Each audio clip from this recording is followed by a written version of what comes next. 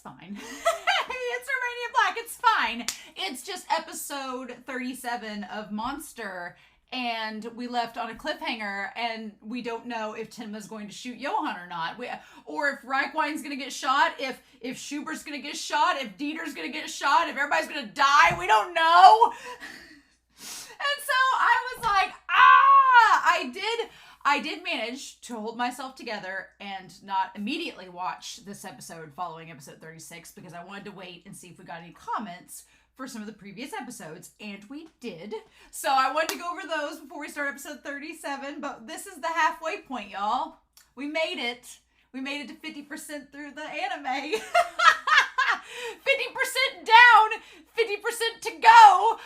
Oh my God, we've been having a wingding today in the Discord because there's a couple of people in the Discord on Patreon who, like myself, are watching this series for the first time and are trying not to be spoiled. And it's a very delicate line. And so the people on Discord are really kind, and there's been lots of black boxing, and occasionally there's just hot pics of Tenma and hot pics of Johan, and I'm just kind of like, whatever, y'all are just simping.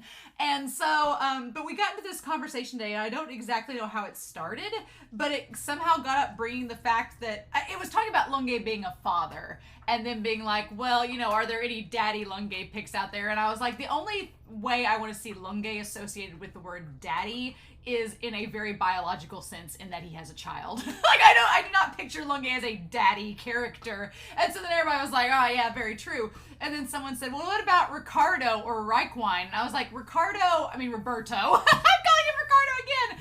They were like, Roberto or Reichwein. And I was like, Roberto, no. He's a womanizer, but he is like the worst kind. He's like that sleazy guy that dates a lot of girls, and you're like, why are they with him? No. And plus he could kill you. But Reichwein, I was like, Reichwein can get it. And everybody was like, oh. And I was like, you all would be simping for him if he was 20 years younger. Don't even lie. I've got to represent the older men in this anime world. I was like, Reichwein's got moves. He's an amazing character. Richard's dead, so what can I do, right? If I can't have Tenma, I would not. Reichwein's way too old for me, but I feel like Reichwein deserves a lot of respect, so I don't want him to die in this episode, basically. But yeah, I just don't know what to do. So we have all these comments that I want to get through before we start this episode and talk about it, because I'm really nervous. Again, I think the reason I didn't immediately watch this after episode 36 is because I'm terrified of what's going to happen, right? It's one of those things where you want to know so badly, but then you don't want to know because you're like, I'm in this nice little Schrodinger's cat place where if I just don't know, everyth's fine. And once I rip the Band-Aid off, there's no going back. And so that's kind of where I am at this moment. But let's get to these comments. Rafaka Mach 93 talked about how the lyrics in the OP are actually not the monster deep in his lair, but Herod the king in his raging. Now, they said they could not go into any more details about that because it could go into spoiler territory, which I'm very thankful for. I don't want to know any more about it. The only thing I know about King Herod is that he wanted to kill Jesus when he was born. He wanted to seek him out and kill him, right? So, and that's why Joseph and Mary fled from Bethlehem and everything. That's why they fled, because they were afraid Herod would come and kill him. So I'm like, is that implying that Johan is Jesus?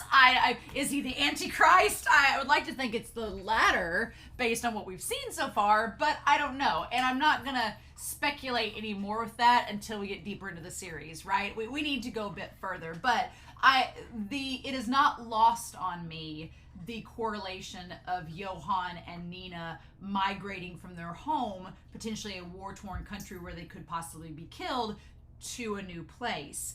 And that being somewhat connected to the idea of Joseph and Mary traveling to Bethlehem to have Jesus. So I'm like, does Johan want him and Nina to have a kid? That seems rather Game of Thrones. I don't know. So I appreciate the clarification, Rafaka Mach, however you say your username, but I don't want to know anymore. We're just going to put a pin in it, put it to the side, and we'll see if it comes up again, right? Cicada99 talked about how that Johan may have gave the balloon girl money because he was paying her off to not be seen, and same with the girl with the drugs. And I had never thought of it that way. I just thought it was something really creepy in the episode, but that actually makes a lot of sense, that Johan's like, I don't want you to, you didn't see anything, and I'm just going to give you some money so you forget about me. That actually checks out with his character and how he's trying to erase himself from the narrative. And then the girl with the trumpet, he didn't bother paying her off because she's kind of loony. Nobody's probably going to believe her anyway. She didn't seem too concerned he was there at all. So I thought that was a really good explanation. So thank you, Cicada, for saying that. H Banana 7 talks about how Johan having no light within him and therefore no hope. And talking in episode 35. And then Tenma is all about never giving up hope, shedding light on the darkness. But it's kind of like, you know, Tenma's always been this light source for others throughout the series, and Johan's always been kind of like, you know, it's weird because I would argue, even though Johan may think that he's too far in the darkness and there's no hope for him, in the weirdest of ways, Johan is a light as well. He's a light, but he's like a flame, and these criminals are like moths to a flame. They all kind of gather to him, oddly enough. And Tenma, rather than being a moth to a flame or a flame that, you know, attracts moths, Tenma rather is a light source that just shines light on others and gives them hope in darkness. But as H Banana noted with episode 35, Tenma is slowly slipping into that darkness, and I just don't want to see him quit being a light source. I don't think that's much to ask in this series, right? Sunray talked about how the girl in episode 34, that it could be tied to the Vietnamese War, and how several immigrants from Vietnam moved into Europe in the 1980s, in the late 70s, early 80s, which would check out with the timeline of this happening, you know, in the 90s, all of this stuff correlating around that time period. It would make sense. So I thought that was really good, Sunray, for you to point out. And then Yotif 9698 talked about how, interestingly enough, the recovery circumstances with Johan and Martin are similar but different, because I talked in that episode, A Child's View, of how Martin, you know, has the same kind of head injury, looks very much like Johan when he had his head injury as well. I don't think that's coincidence, but I liked how they pointed out the difference in their recoveries, in that Martin was surrounded by his mom, surrounded by Reichwein, and then most importantly by Dieter, who ended up becoming this light source, right? And ended up waking him up and pulling him from the darkness. Contrasting that with Johan waking up to Tenma. Now, the irony of all ironies is that Tenma has been a light source for Dieter. Tenma is the one that influenced Dieter and gives him hope, and Dieter has been able to pass that hope on to Martin and saves him in quotation marks, essentially. But what's fascinating is when Johan wakes up to Tenma, Tenma's drunk. He's, you know, talking about how he kind of wishes his superiors were dead. And then we find out that Johan's been exploited by the staff for photos. And then the one person he reaches out to get some kind of support is his sister Nina. And when she sees him, she starts crying and freaks out because she remembers everything that happened in the past.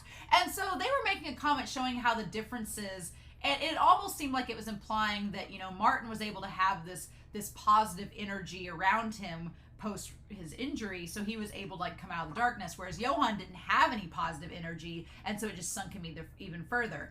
And I do agree with that comparison, but there's one major distinction that was not in the comment that I want to point out.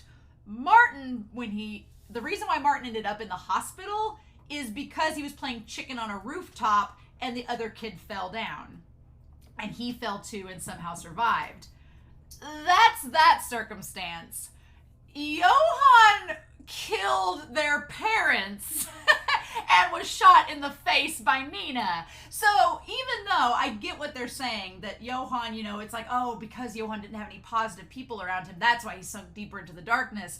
I totally get that, but I'm also like, Martin also didn't murder his family and then have his siblings shoot him in the face. So there is a very big distinction. I don't think we can make, you know, the rhetorician and teacher in me is like, that we can't quite, there's a little logical fallacy there. We can't quite align those 2 points exactly. They're not, Martin and Johan are not the same individual. But I do think it's fascinating the environment they were in post-recovery, and could that have made a difference? My argument is, I don't think it would have made a difference. I don't know. But we could say, yeah, sure, if Johan, when he was reborn, after Tenma saved him, if he'd had a positive influence on him from the start, he wouldn't end up becoming a mass murderer. I mean, yes, we could just go with that and say that's the case. But I do find the circumstances worth noting at the very least, right? So I've not talked for nearly 10 minutes. I do want to give a shout out real quick to our philanthropy tier over on Patreon. Thank you all so much. I swear I'm not just biding my time before I get to this episode, but I do want to give you all a quick shout out. Thank you so much for your support. You guys help me do what I love doing, and I really appreciate it. Thanks to Anthony also. Anthony's not in the philanthropy tier, but they have gotten these files for me to watch, which have kept me from being spoiled because there's no title of the episode, there's no thumbnail. You just go in with a black screen and Monster 37, and that's all I know going in, and I cannot thank you enough, Anthony, for letting me have that opportunity to watch. But thanks to our philanthropy tier as well as our patrons and subscribers on YouTube. Special thanks. I've got a list here now, so which is the most amazing thing, and I'm so grateful.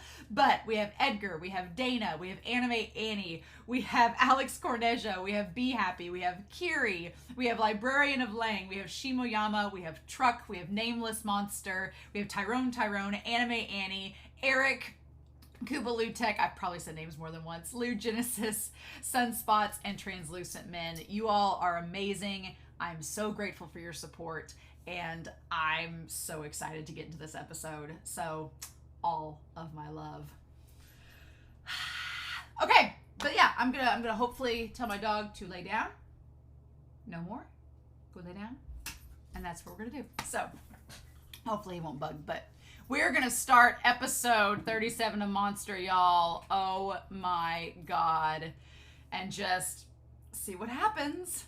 And we're going to do that here in 3, 2, 1.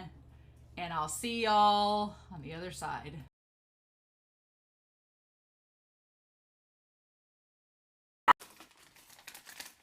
I would dump these all over my face, but my dogs are under me, and I'm afraid they would get these, and I don't want them to choke.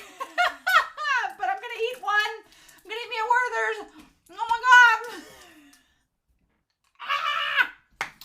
What was this episode? This episode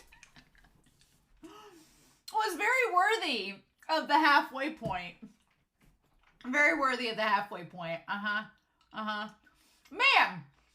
What insanity! And it's not even over. Like we're like at the climax of this, and you stop it right there. Episode, how dare you? How dare you? They give us a 2-minute recap because they wanted to stop it right there at the gunshot. And so, oh God, I brought Whiteboard Kun out obviously because we need to go over what is happening with. I can't believe we got the whole storybook. We got the whole storybook, the whole thing. And so I guess the ED is just gonna go through the storybook now, and we'll get to like re-witness it all over again from here on in. What's very curious about this is on volume 3 of the manga, there is a picture of the prince. There is a picture of the prince that's Johan in the manga thing, and I thought, looking at it. At the time, it looked kind of like Jack and the Beanstalk. And so I was like, oh, it's probably a fairy tale. It's probably going to be connected to... Because I always figured at some point there would be a fairy tale tied to this story because of the ED specifically has the monsters and talks about them going separate ways. I figured that was going to be it at all. We don't get to know the monster. We're going to talk about the storybook, the monster in the West, everything.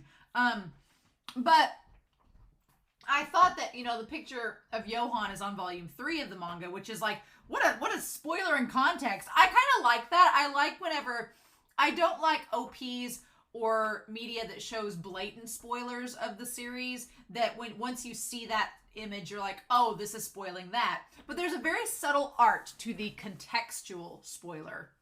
And what I mean by that is that, like in volume 3, and I could get up and go get it, but maybe I'll show you guys next episode.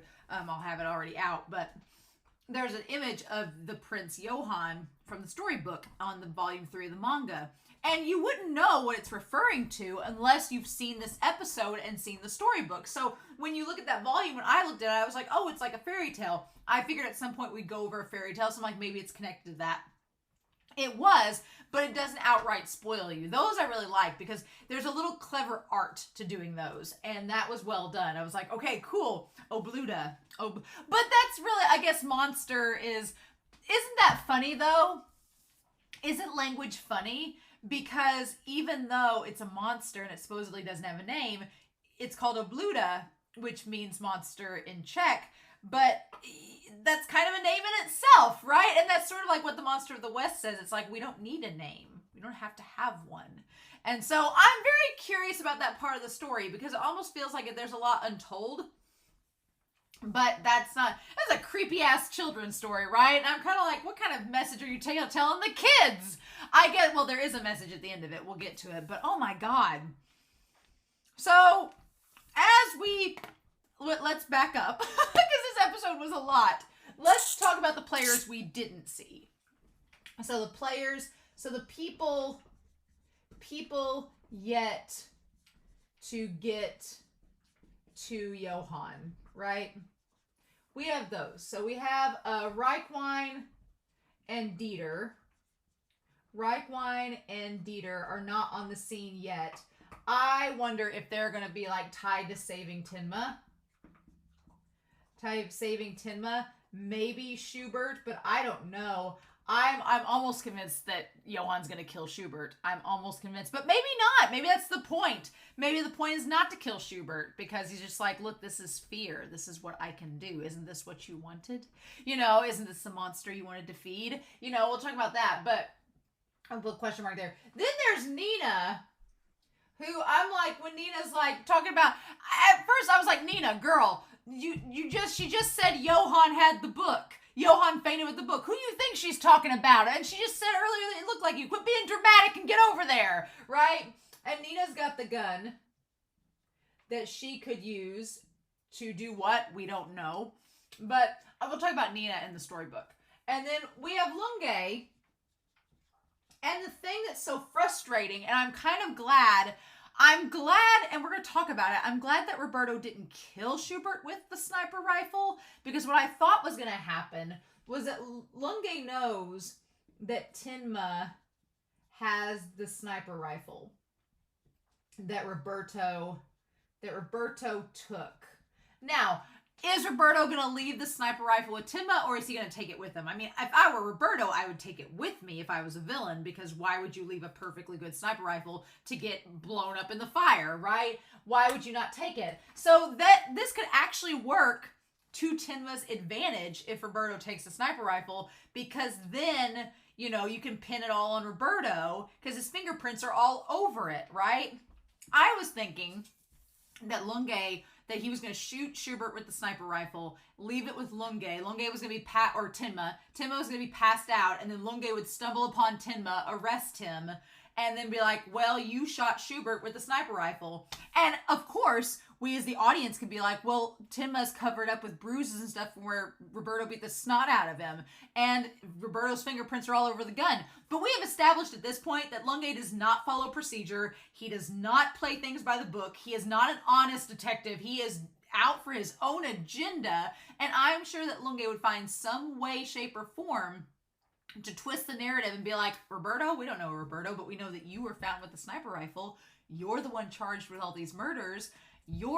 Arresting you will placate the people. It will get the case solved. We'll wash our hands of it. I was right, and we'll move on. That's literally what I think Lunge's MO is. I don't think Lunge cares about Johan, Roberto, the truth, any of that. Lunge just wants to solve this case and be right and move on to the next case for work.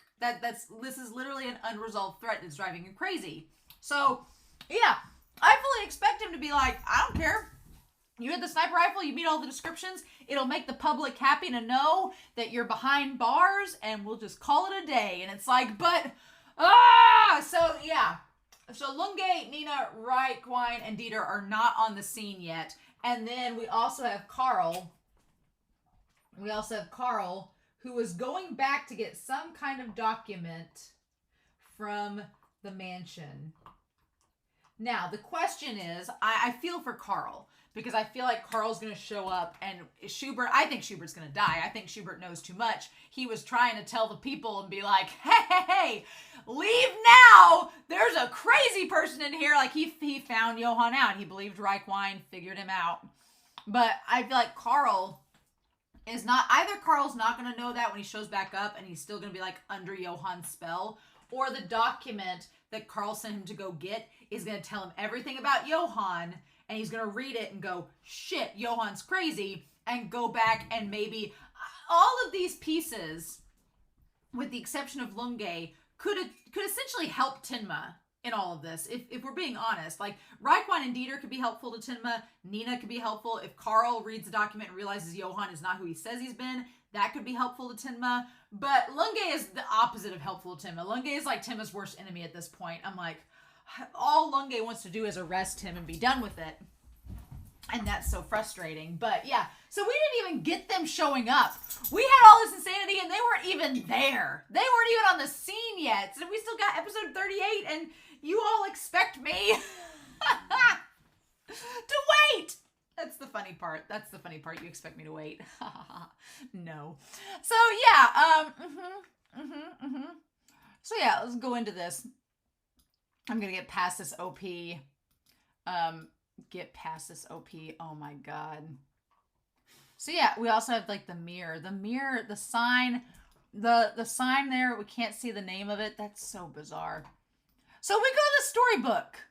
We get the actual storybook. And I'm like, I did not think we were going to get the whole storybook in this episode. It kept going and going. And I was like, are we going to read the whole thing? We are. That is one thing that I'm honestly surprised about, because I thought this series was going to just be a big cock tease. I thought it was just going to be like, here's a page of the book. Now wait 20 more episodes before you get the next page. And I was going to be like, are you freaking kidding me? But no, the series was like, we're going to read the whole thing to you, let you stew on it for the rest of the series, and figure out what you will. So, I know. So we have the two monsters. The monsters that splits into half. The monster that separates itself to go try and find a name. So yeah, I want to go through this story because I feel like in a land far away, there's a monster without a name. So, okay. We have the monster without a name.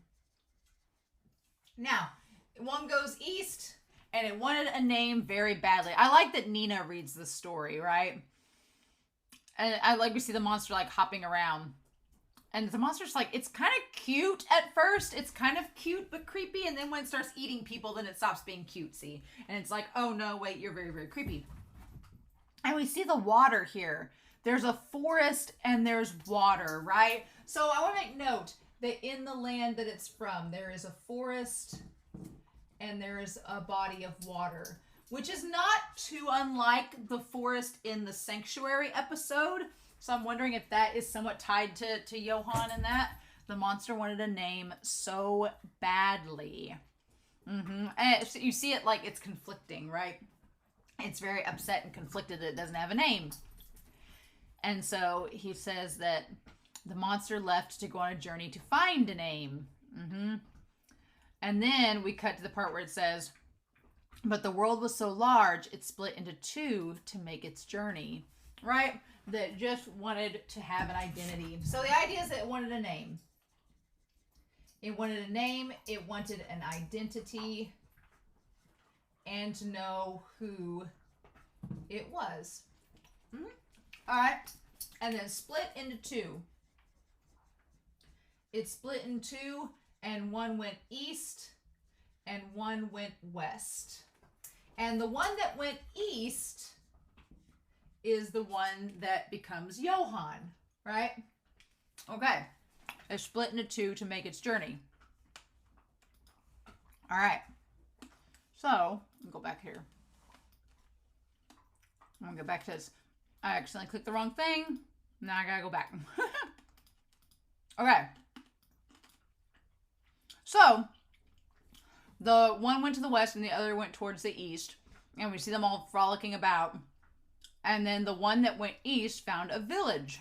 And we see it looks very European. The entrance of the village was a blacksmith. So he goes through different things. And so he talks about the blacksmith giving him his name. So he runs into a blacksmith named Otto. He runs into a shoemaker named Hans. Right? And the idea behind it is he trades the name for strength. He's like, I'll give you strength if you take my name up. If you do things in my name, I will give you strength. And the blacksmith's like, well, I would like some strength, so sure. Kind of like a deal with the devil sort of scenario, right?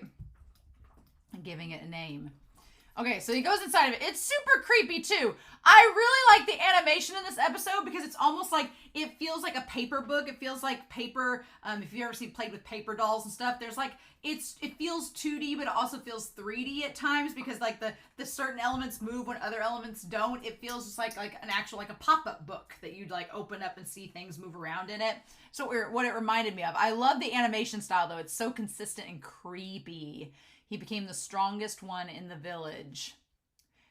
But one day he said, look at me, look how large the monster inside of me has become. So the idea of that strength, corrupting and consuming from within. That like just, it grows until it bursts. Right? And then the thing about it is that once it bursts, he's no longer himself anymore. Instead, he's just the monster. Right? And that's when we get the point of the ED where, and then I like that they added these creepy sounds. They were like crunch, crunch, munch, munch, chomp, chomp, and the monster ate him. Yeah. And it said, the hungry monster ate Otto from the inside out. Such a creepy visual, right? And then the monster returned to being a nameless monster. So there's something to be said for that, right? It's like you use this monster to corrupt and gain strength, but it consumes from within and it leaves you as nothing but a monster. And that's it. It's the idea that you get this strength, right? And it makes you powerful, but it ends up corrupting you. And in the end, you're not yourself anymore. You completely lose your identity and people just call you a monster, which is essentially kind of what's happened with Johan. It's been kind of a self-fulfilling prophecy that he just becomes this monster and that's all people know him of. But that's kind of the way that you look at the vampire Bayern. You look at Schubert. He was once Schubert, and then he gained all this power, and it corrupted him, and the monster inside of him ate him from within, and he became the vampire Bayern instead. He lost his name. The same thing with Johan as well, right? So you have these characters who have become kind of shells of themselves, and they've just become this, like, just known as a monster and nothing more. And that's kind of the metaphor of what's happening here, is that he goes from place to place. He goes from Hans the shoemaker, and then we see a couple others, like he does this, and then just, does the same thing, eats him from inside out. And then where else did he go? He returned to being a nameless monster. And he's looked so creepy. He said Thomas the Hunter. Okay. And then we have Hunter Thomas.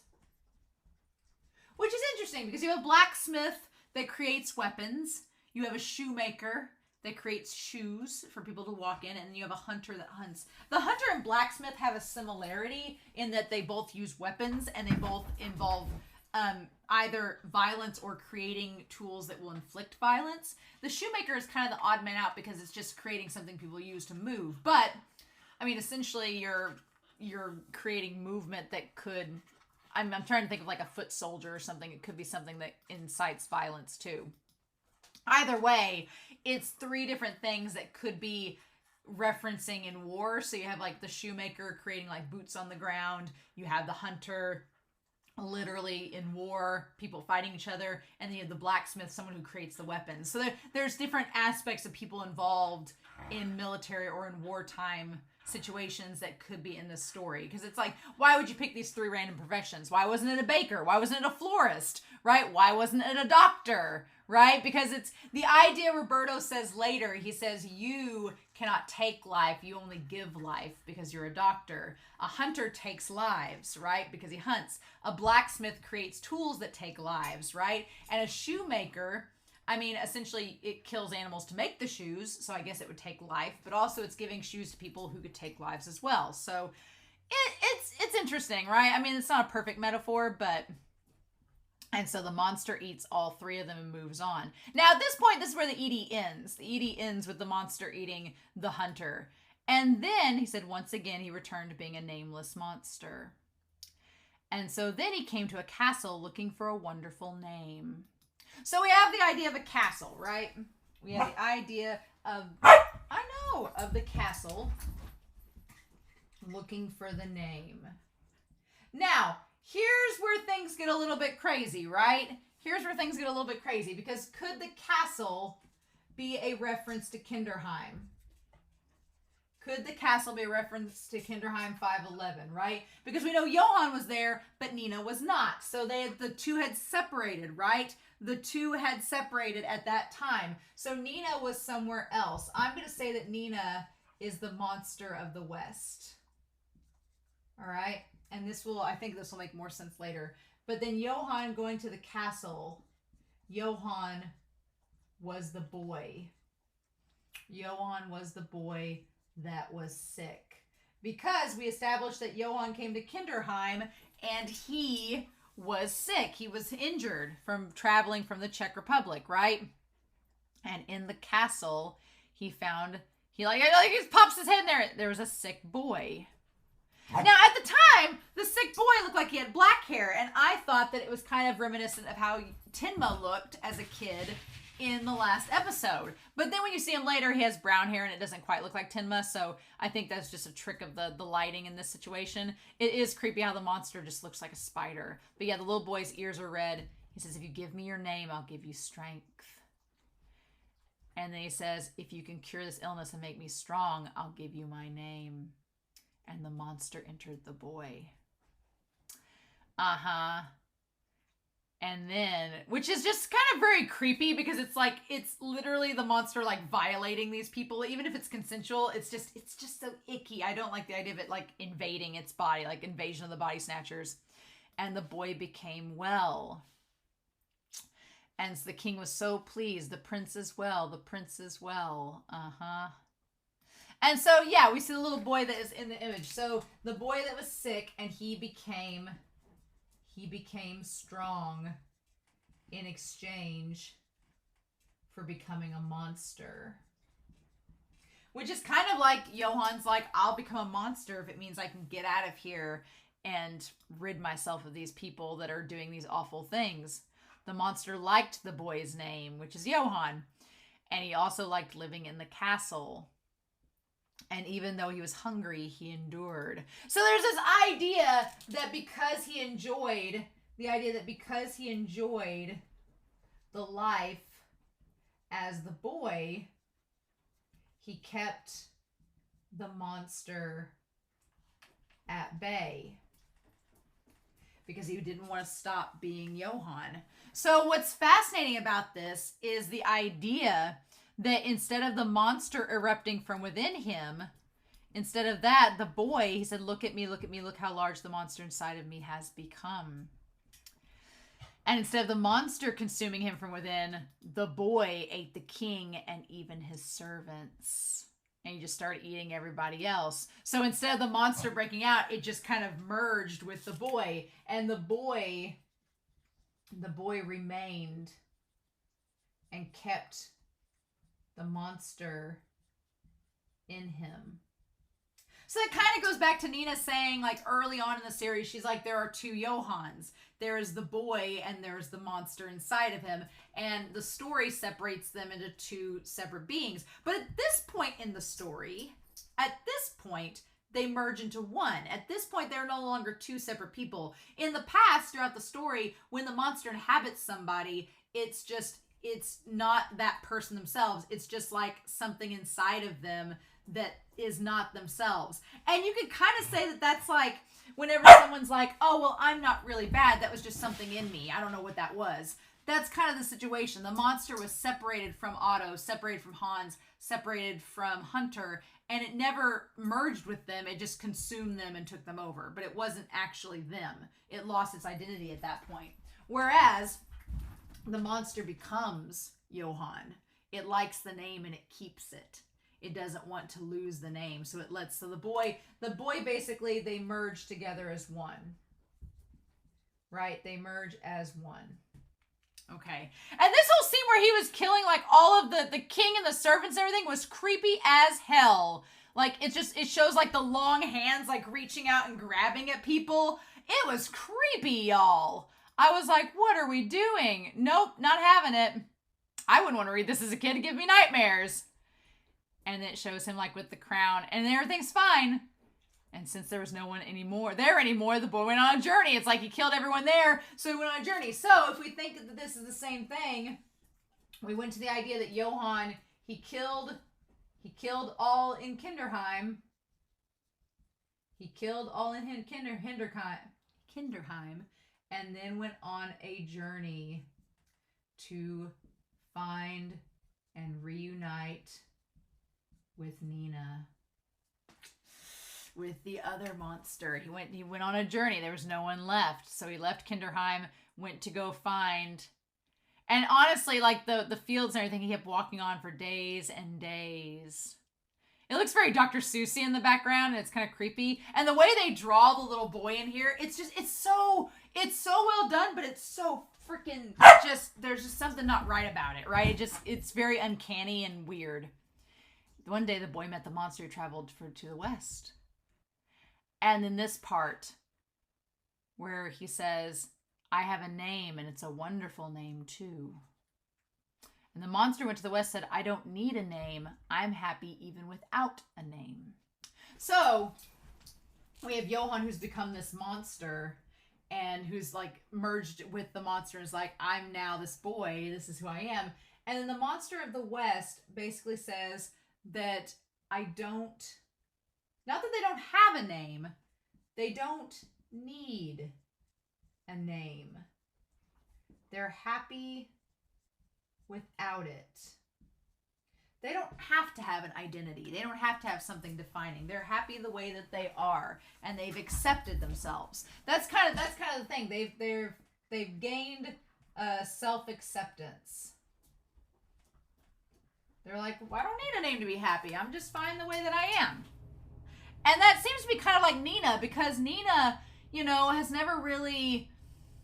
You never really see Nina like trying to seek out herself or go soul searching or whatever. She's just very happy with the way she is and just lives her life, right? And which, Johan's actions of killing her foster parents have kind of like spurned her into this action. But she doesn't seem to be like seeking out any specific strength.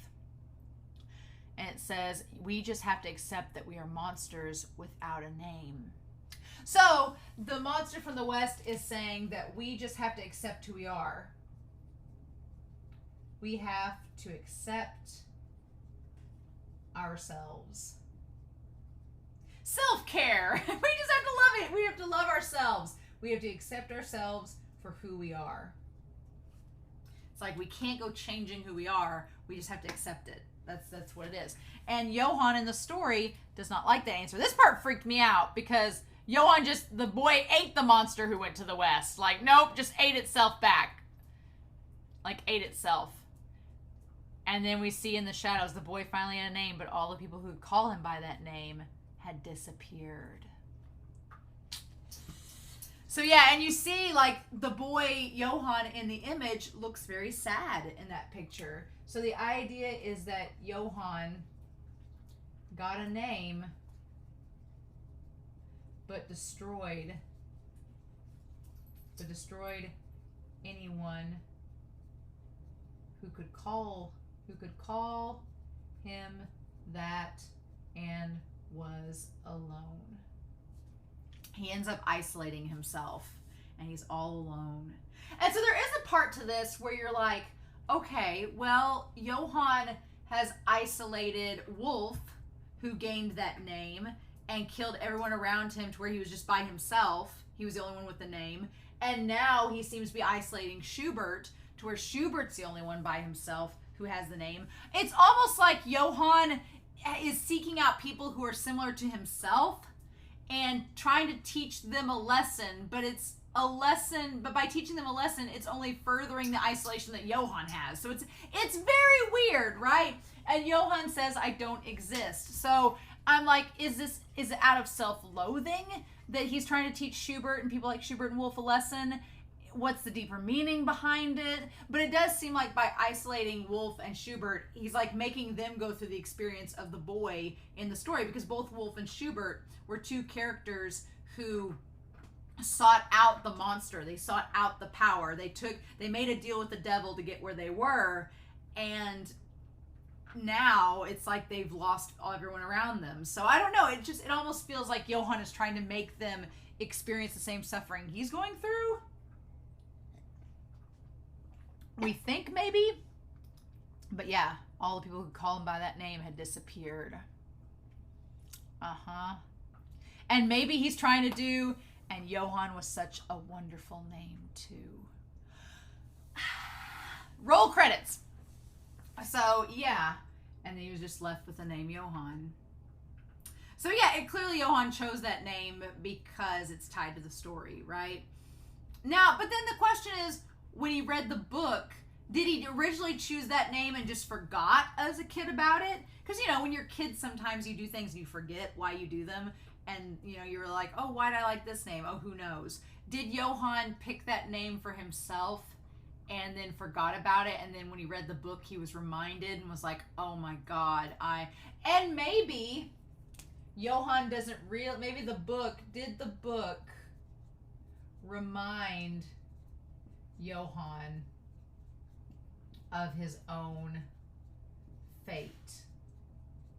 Did Johan get reminded that the boy who did all this ended up alone, and he was like, I'm so curious why he fainted and why it had such a stark effect on him, because it has an effect on Nina. She remembers that she can read Czech, and she's kind of like, shit, how can I read this? You know, she kind of has a moment of, oh crud, what's happening? But it doesn't nearly affect her as much as it does Johan. Like, she doesn't faint, she doesn't scream, she doesn't have like a personality change like he does. A flip doesn't switch for Nina. It switches for Johan, or it seems to. So what's the point? Why? Are there two books? Do we have a book that tells what happened to the monster in the West? I was honestly hoping that we'd get stuff out of the monster in the West, but we don't get that. We just get that it gets eaten by Johan. So the tale is that Johan gets greedy and eventually ends up all alone and completely isolated. So I don't know what to make of Johan fainting by reading the book. Clearly there's a reason it had such a stark effect on him, but we don't know that yet. We do know that Nina's kind of like, well, shit, what is this? You know? And Johan was such a wonderful name too. It does seem like he's trying to isolate Tenma the same way he's been isolating Wolf and Schubert. He's trying to get Tenma all alone. That worries me, because I'm like, then he'll try to kill off Reichwein and Dieter and Nina, and I'm like, please don't. And Eva, you know. Now she closes the book, but I'm like, a nameless monster is the name of the episode. And she's like, well, shit, you know, this book's from my childhood. And she remembers someone reading it to her. Now, the question is, did Johan read her the book? Or did her parents read her the book? Like, who read her the book? That's the question. She wasn't at Kinderheim. And like Lottie's like, you can read Czech. Are you Czech? And she's like, I don't know. Like Nina's having a full-on identity crisis right here on this train bench. And Lottie's like, what do you mean? And she's like, I have a feeling that someone read this to me a long time ago. And Lottie's like, well, who are you? And she's like, I don't know. He's like, are you really Nina Fortner? And the answer is no. But then the answer could be yes, because what's a name, right? You know, the monster from the West said they didn't need to have a specific name to be happy, so maybe they can settle with anything. Maybe Nina's totally fine being called whatever anybody wants to call her. And Lottie's just like, who are you? And I'm like, if I were Lottie, I would look over and see Nina, realizing she's having an existential crisis, and I maybe wouldn't pry so much, but in Lottie's defense, Lottie's been trying to find some damn answers. You finally found the person that has the answers, or maybe you think they do, and they've got the book. So I don't blame Lottie for prying as a character in the story, but as an audience member, I'm like, Lottie, calm down. Let Nina process. And she's just like, oh my God. And then she says, I just don't know. And Lottie's like, well, how do you not know? We're talking about you here. There's no way you can't know. And she says, tell me what this is about. She's like, why did Johan faint when he read the book? Why do I get a horrible feeling when I read this? Well, because it's probably an ancient book that's cursed. It's got a demonic presence to it, and you guys have just unleashed Cthulhu. I'm just, what do you, Lottie, what do you think? Why do I get a horrible feeling when I read it? I mean, the pictures are creepy enough, I would think. I wouldn't need to know what it says and check to know that it's a very creepy story, and it's a very tragic story. And then that's when Lottie tells her the suicide of the student who calls himself Schubert's son, Farron. And the fall of the detective that Schubert hired.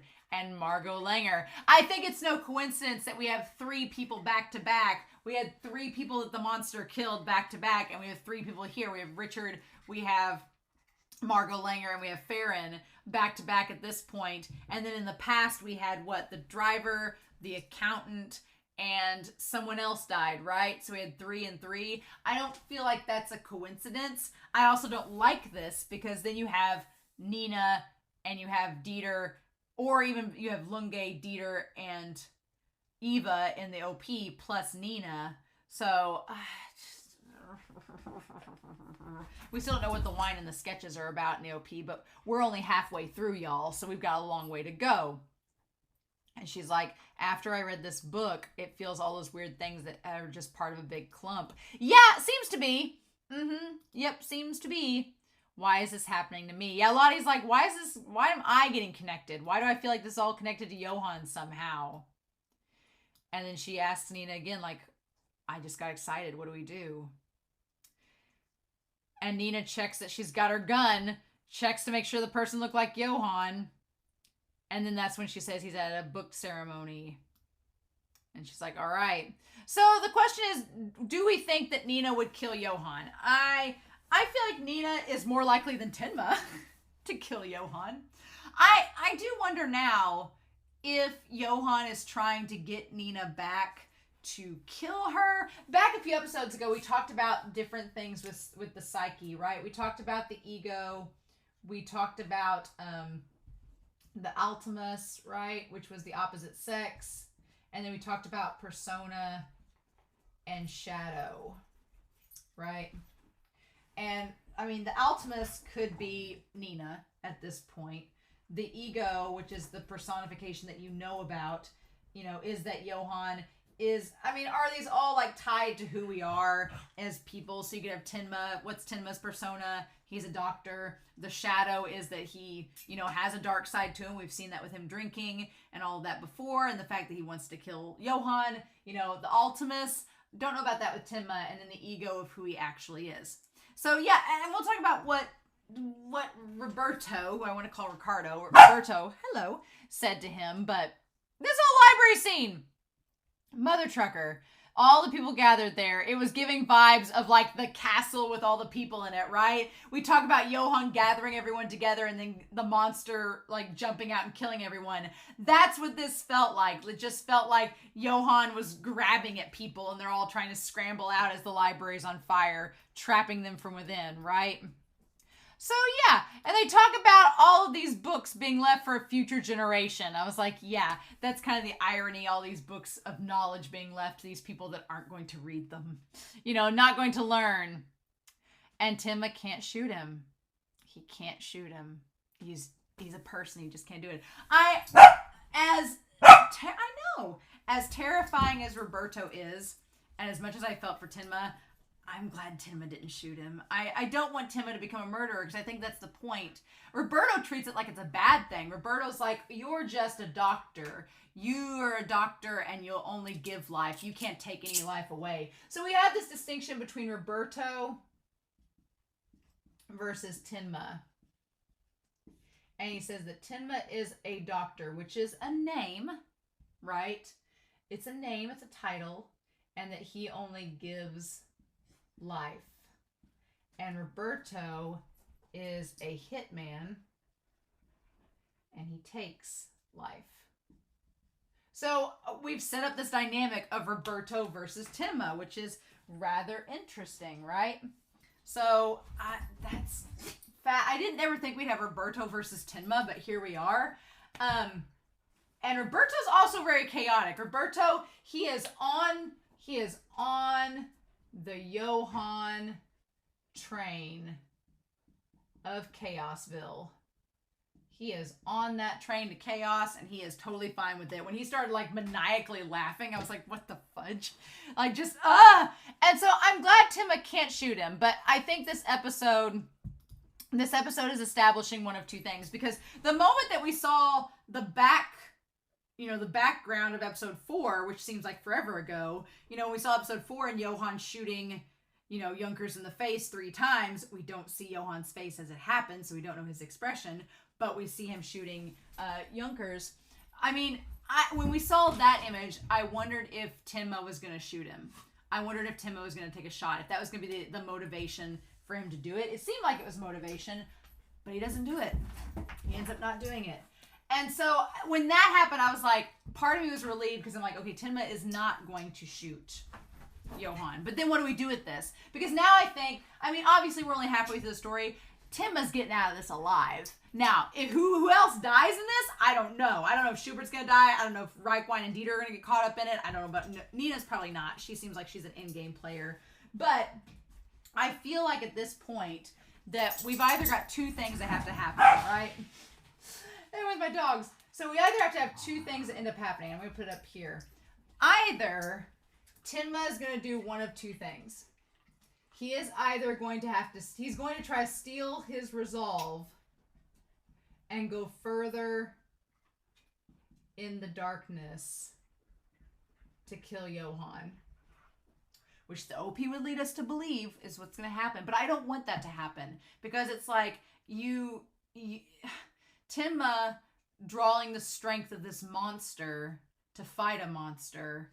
In the end, the story tells us that that's all for naught, because in the end, either you're going to lose your name, you're going to lose who you are in accepting the monster. If you can't handle the monster's power, you're going to lose yourself to it, corrupt and just corrode from within, and you're going to destroy yourself, which could happen to Tenma if he tries to do this. And then the best case scenario is that if you do use the power of this monster, and he does kill Johan, he'll have no one left to go back to. He will have completely eradicated those that would be his support and those that would be his supporters, and he'll be alone, right? Either he'll cease to exist or he'll be alone if he keeps pursuing the power of this monster to fight Johan. And so I'm sure that's what the story's going to have happen, and I don't like it.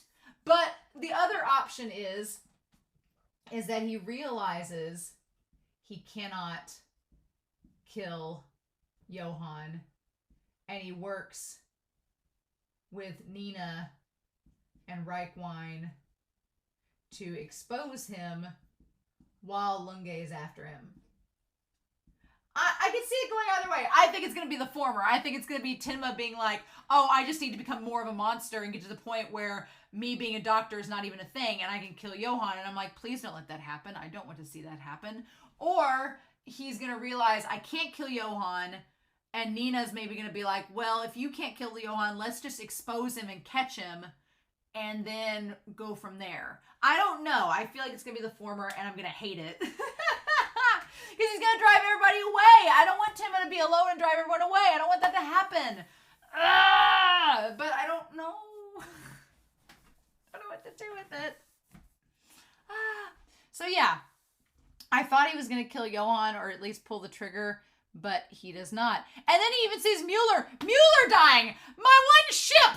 The closest ship we had in this series is Mueller and Tenma, way back in like episode 9, where Tenma was like crying over Mueller's death. I was like, that's the only time he's like felt the most raw emotion, is when Tenma couldn't save Mueller. I was like, was I shipping these two?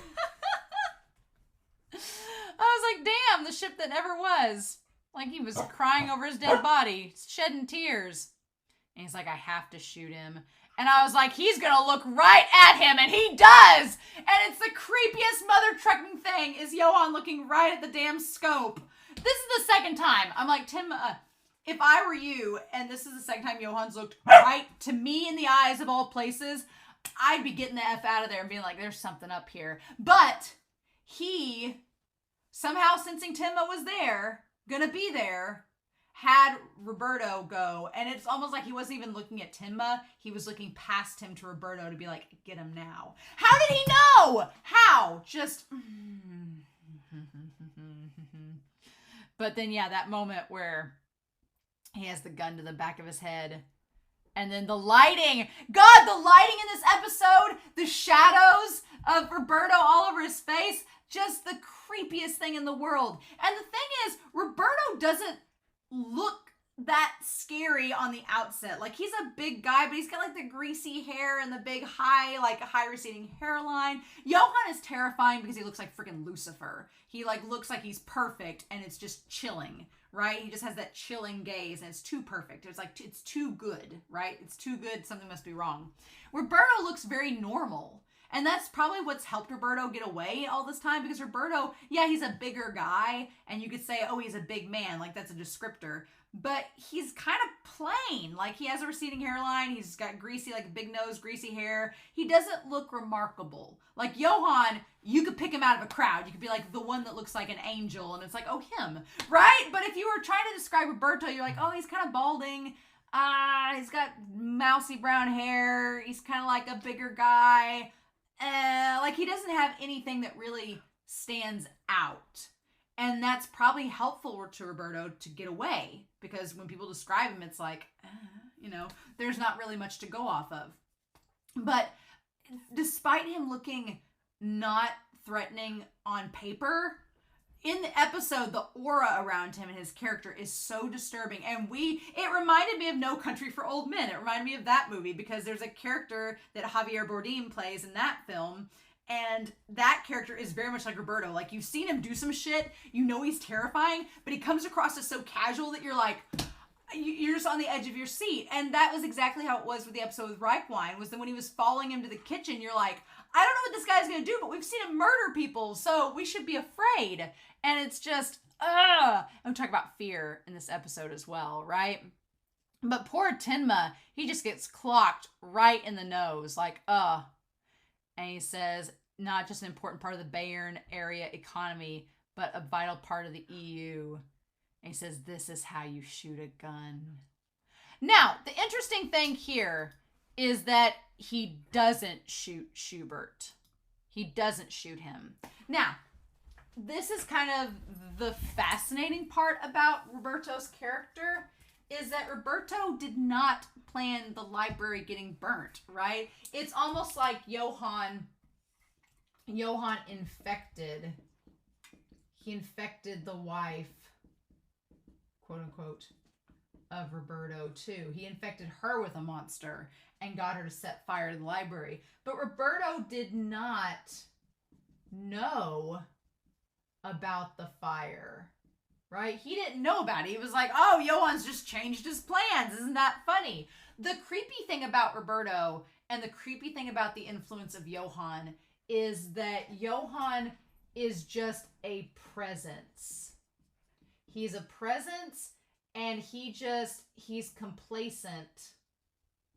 He's complacent in people using his name, right? Using his name, doing things in his name, and saying it was his influence. That's kind of the creepy thing. It's like the monster itself, right? The monster, like Johan becoming the monster, because the stuff with Baby and the stuff that with Wolf's group and Baby and all that, Johan had no part in that. He just was an influence, and they took it and ran. They were like, oh yeah, Johan's against this, he's against that, he's trying to, be the next Hitler. We've got to do this. And they were doing it all in Johan's name, right? Which ties to the monster with the name, and the name corrupting from within. And so then you have Roberto, who's committing these crimes, like he killed Margot Langer, the woman that took the Red Hindenburg that took her name. I mean, Johan may not have told him to murder her. That could have just been Roberto being like, this is what I think Johan wants me to do, so I'm going to do it. And then we see that he's like, I want to go back to the part where he says if Roberto told him to shoot Schubert, because I think he did say that. But he says he's going there to shoot Hans George Schubert.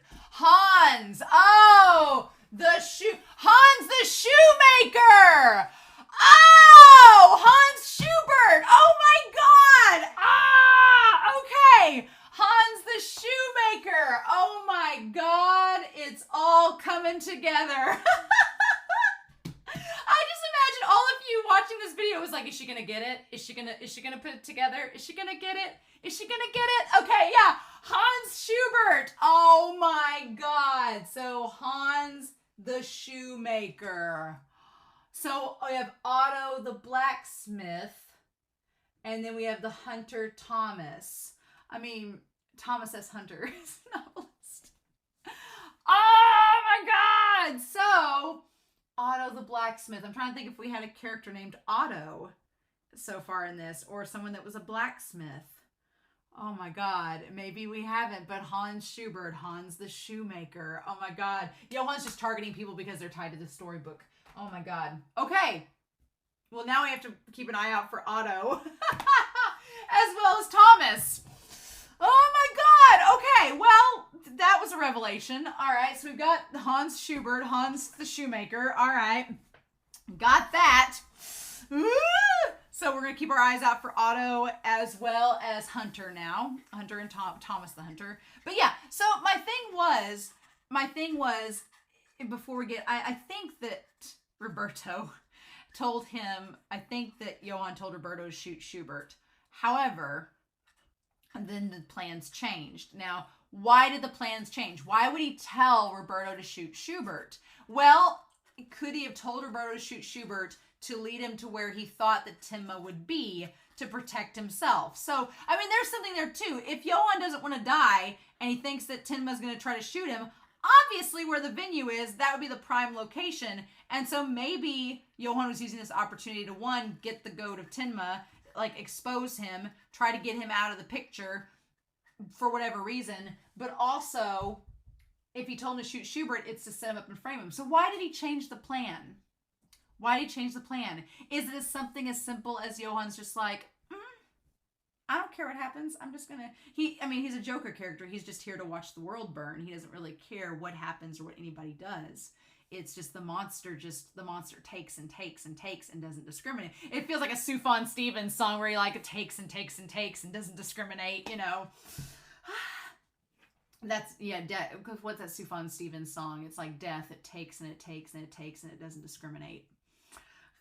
It's just like the idea that Johan puts a thought down and like a little carrot and sees what comes up and nibbles off of it and lets them be influenced by it and take it and run and do whatever they want with it. Which I don't like for Johan's character, because I've seen and can see a lot of people in the comments. Like, one big thing about Johan that's been in the comments over and over again has been, from the start of the series, has been, well, Johan doesn't, he doesn't discriminate. He hates all people.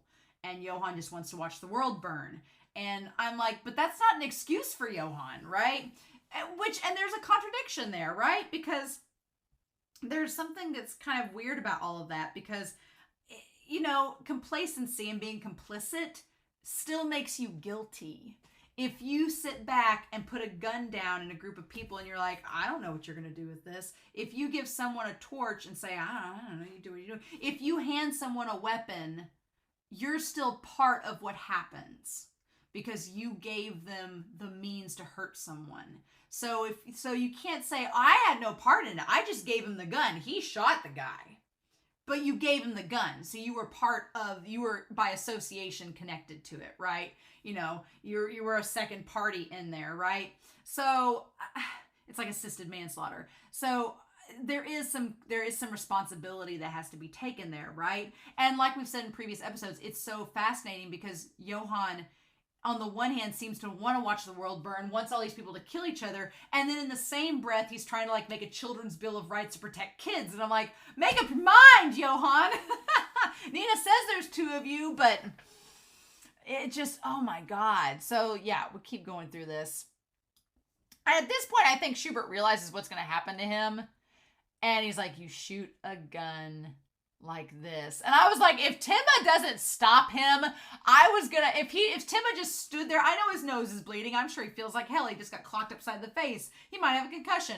But I'm like, if Tenma just sits there and lets him fire that gun without fighting back, I'm gonna be like, dude, what have we been doing all this time? And they just build that drama up where Tenma, like the blood's in his teeth. Oh my God, it's grisly. And then we see the woman walking by, the Hess woman, with the fire. And Johan, he's just, the thing about it is Johan looks so pleased in this moment. He doesn't look sad. He's smiling. He's just like, And I'm sure that you can make the argument being him like, well, I'm just standing here. They're doing all of this without me. But I'm like, you have an influence here. You have a part to play. Don't act like you're not responsible in any way, shape, or form. It seems he has a lot of influence. That Mr. Schubert's pretty popular. And then, by donating such a large collection of books, he's done a great deal for our beloved Bayern. And then he's like, here's Hans Schubert. And everybody stands up. And the moment he stands up, that's when Johan's like, okay, he's gone up to the podium. I've told Roberto to shoot him. So now I'm going to go up and see what ends up happening with all this. I'm going to give the signal. When he gave the signal in his hand like this, I thought that Roberto was going to shoot him. I thought that was going to be it. But that's about the time that she lights the books on fire. So it's almost like, it's just like Johan's creating a chaotic situation. He's like, I wonder what's going to happen. Is Roberto going to shoot Schubert? Is she going to light the place on fire?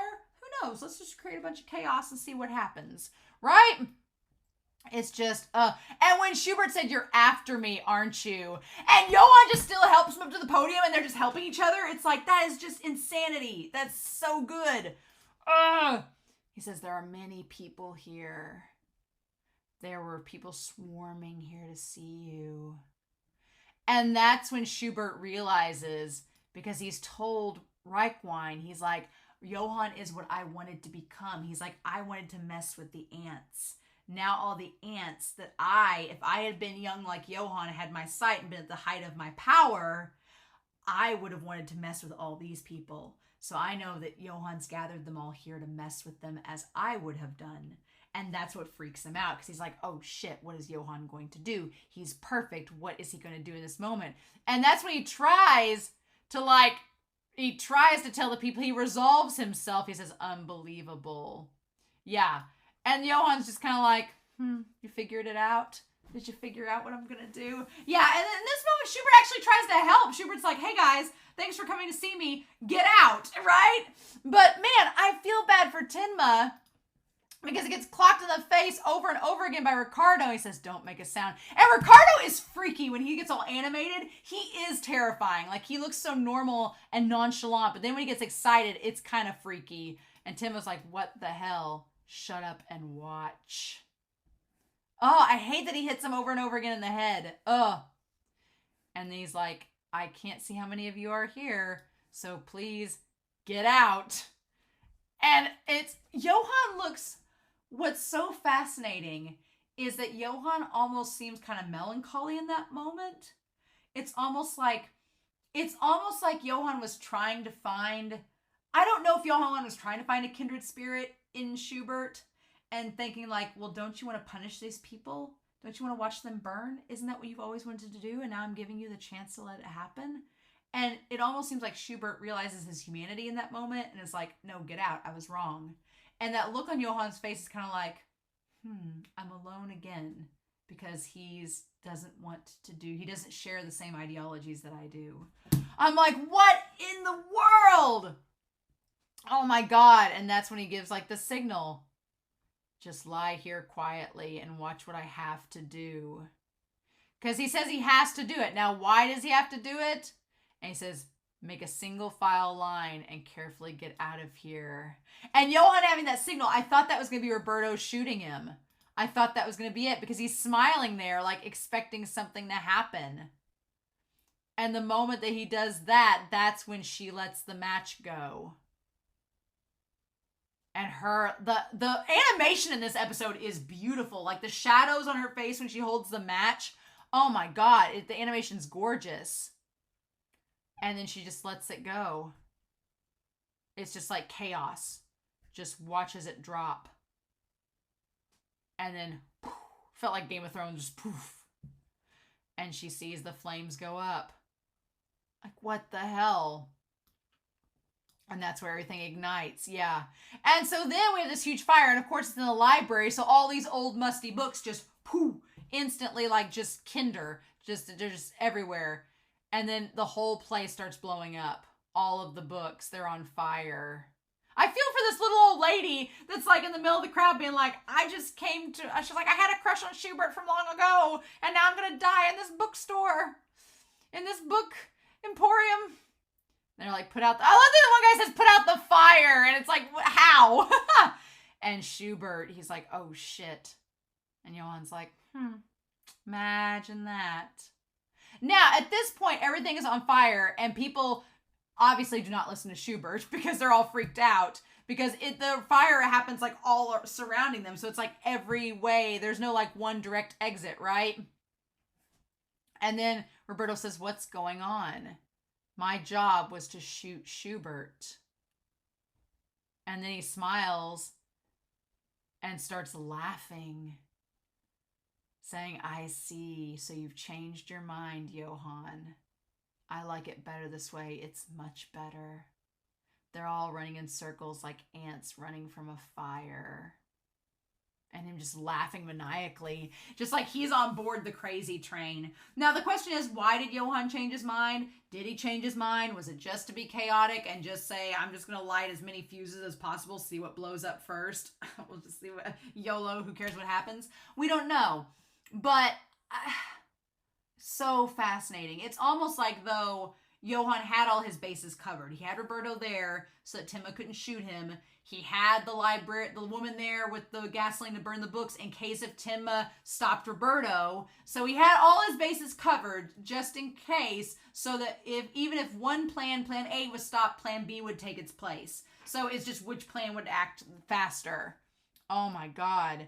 And the idea, and he's like, look at this. And that's when Tenma's like, bitch, I found my pistol. And that's when Johan comes up from behind Schubert. I love that they both have the blue eyes in this moment, that his eyes are blue just like Johan's. He says they're all running around, scrambling to escape. And the doors are shut. Oh my God. And he's just standing there with him. Can you feel it? The fear. Oh my God. It's like Johan gets a high off of it. Oh my God. And then that's when Roberto looks at Tenma, and that's when he tells him, he's like, you're not going to shoot me. He's like, I have to shoot. And he's like, oh no. He says, you can't do it. You can't shoot anyone. You can only give people life. And he treats it like such a bad thing. And I'm like, and the way that it's shown in this shot, there is a symbolism there. There's a dominance, right? Where Tenma is on the ground pointing the gun up. Roberto has the bigger gun, the sniper rifle, and is in a position of dominance over Tenma and says that taking someone's life is my job. And he's like, you can't do it. He says, you won't be able to. And I'm like, that's not a bad thing. The sad thing about it is Roberto frames it as a bad thing. And what's going to suck in all of this is if Schubert dies and if other people die in this fire, in this situation, all Tenma is going to think is, if I had shot Johan, none of this would have happened. That's what's going to go through his mind. He's not going to take for what Roberto said as a good thing, as he should. It's good that he's a doctor. It's good that he preserves life. Like, giving light to that darkness is a good thing. My fear is that Johan, because of this, Tenma is going to think that he squandered his opportunity, and that because of him wasting time, he let Johan, because I'm sure Johan's escaping. He let Johan escape and people died, and Tenma's going to feel responsible. And so then he's going to think, oh, I have to just double down and erase my humanity. And I'm like, no, please don't do that, Tenma. But that's where I think the story's headed. And I'm just like, why? No. I'm like, ugh.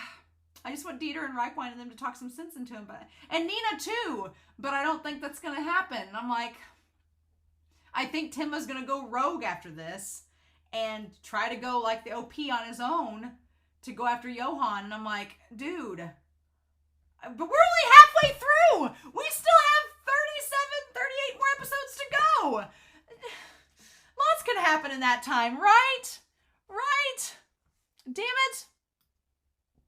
Yeah. And him just, that close-up where it just goes to him smiling. Oh my God. And then we have the ED.